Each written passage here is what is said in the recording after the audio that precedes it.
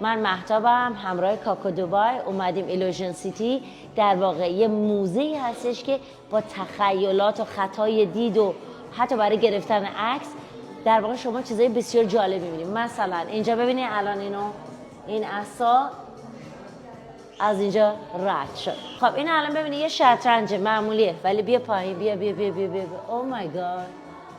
معلق. Do you like to try? Come.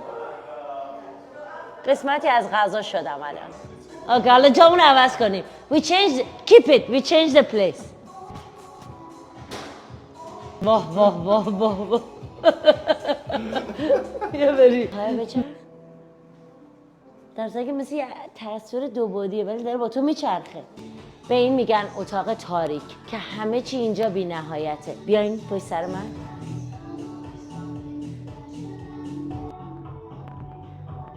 هوای دبی رو به سردی میره. من فکرم باید موبایلتو بهت بدم. بیا موبایلتو بگیر. خواهش میکنم. بیا به سمت پایین بگیر. ببین تا این عمقو نگاه کن. چپ و راست رو نگاه کن. بالا پایینش هم بگیر. دنیا در دستان به امید روزی که دنیا در دستان من باشه.